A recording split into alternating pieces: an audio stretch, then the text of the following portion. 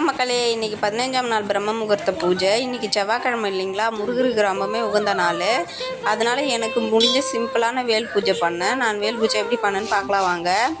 அதுக்கு நான் காலையில் எப்பயும் போலே 3:30 மணிக்கு எந்திரிச்சு வாசலுக்கு நல்லா பெருக்கி கூட்டிகிட்டு சாணம் தெளித்து போட்டுட்டேன்.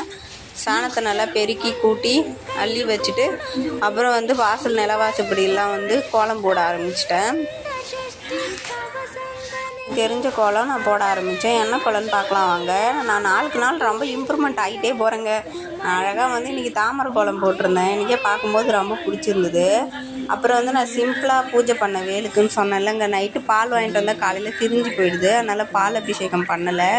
சந்தனம், பன்னீர், விபூதி மட்டும் பண்ணேன். முருகா என்கிட்ட இருக்கிறத வச்சு பண்ணுறேன், ஏற்றுக்கோ அப்படின்னு சொல்லிட்டு வெளில அபிஷேகம் பண்ணது எனக்கு ரொம்பவுமே பிடிச்சிருந்துச்சு.